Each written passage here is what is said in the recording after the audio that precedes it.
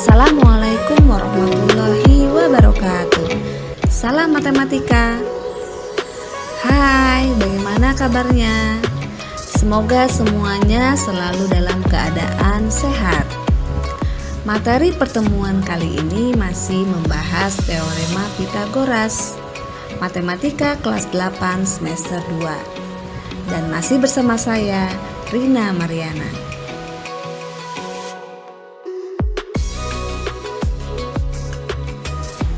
Pada materi teorema Pythagoras bagian ketiga ini, tujuan pembelajarannya adalah menentukan jenis-jenis segitiga. Sekarang kita simak dengan baik ya.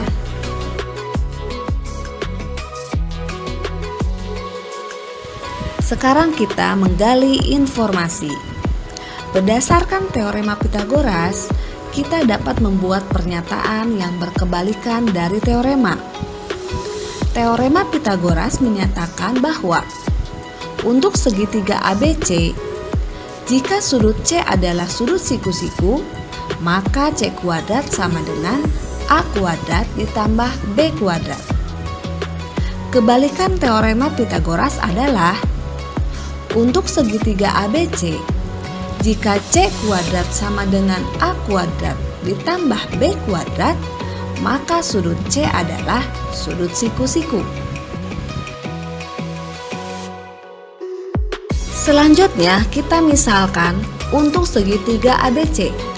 Jika A, B, dan C panjang sisi di hadapan sudut A, B, dan C, kebalikan teorema Pythagoras mengakibatkan jika A kuadrat sama dengan B kuadrat ditambah C kuadrat, maka sudut ABC siku-siku di A.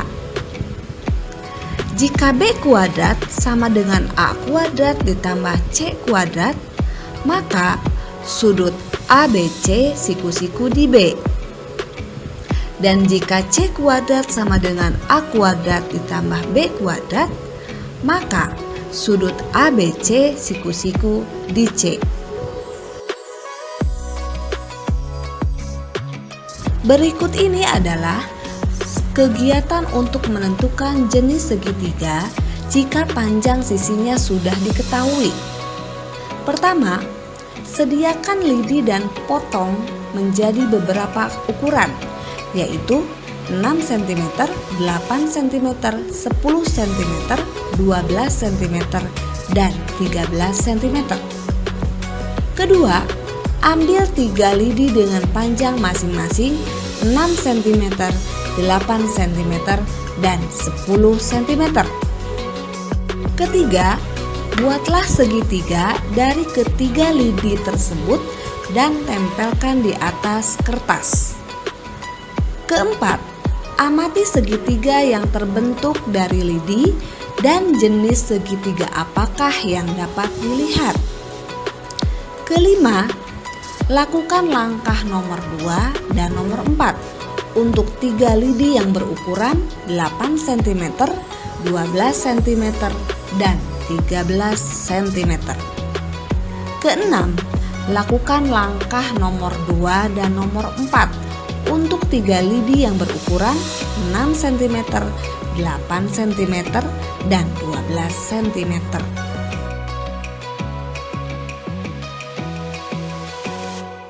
Dari hasil kegiatan tersebut diperoleh segitiga pertama, segitiga kedua, dan segitiga ketiga.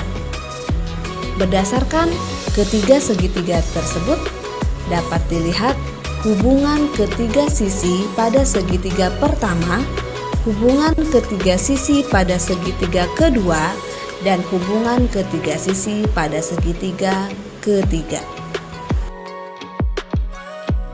Selanjutnya, menentukan jenis segitiga. Dengan menggunakan kebalikan dari teorema Pythagoras, kita bisa menguji apakah segitiga yang telah diketahui panjang ketiga sisinya merupakan segitiga siku-siku atau bukan segitiga siku-siku. Selain itu, kita juga bisa menentukan segitiga lancip ataupun segitiga tumpul dengan menggunakan kebalikan dari teorema Pythagoras. Masih ingat yang namanya segitiga lancip dan segitiga tumpul? Perhatikan gambar berikut. Pada gambar pertama tampak bahwa segitiga siku-siku, di mana A kuadrat ditambah B kuadrat sama dengan C kuadrat. Gambar yang kedua tampak bahwa segitiga lancip, di mana A kuadrat ditambah B kuadrat lebih dari C kuadrat. Dan gambar yang ketiga adalah segitiga tumpul, di mana A kuadrat ditambah B kuadrat kurang dari C kuadrat. Sehingga untuk segitiga ACB dengan panjang sisi-sisinya A, B, dan C, maka dapat disimpulkan jika C kuadrat sama dengan A kuadrat ditambah B kuadrat, untuk segitiga ACB merupakan segitiga siku-siku di C. Dan jika C kuadrat kurang dari A kuadrat ditambah B kuadrat, untuk segitiga ACB merupakan segitiga lancip di C. Dan jika C kuadrat lebih dari A kuadrat ditambah B kuadrat, untuk segitiga ACB merupakan segitiga tumpul di C. Sekarang akan diberikan sebuah contoh. Suatu segitiga dengan panjang sisinya berturut-turut 16 cm, 24 cm, dan 37 cm. Apakah segitiga yang dimaksud adalah siku-siku? Dan penyelesaiannya adalah sebagai berikut. Misalkan panjang sisi yang terpanjang dari segitiga tersebut adalah C, maka A sama dengan 16 cm, B sama dengan 24 cm, dan C sama dengan 37 cm. C kuadrat sama dengan 37 kuadrat, sama dengan 1369. Sedangkan A kuadrat ditambah B kuadrat sama dengan 16 kuadrat ditambah 24 kuadrat, sama dengan 256 ditambah 576, sama dengan 832. Diperoleh nilai C kuadrat tidak sama dengan A kuadrat ditambah B kuadrat. Berarti segitiga yang dimaksud bukan segitiga siku-siku.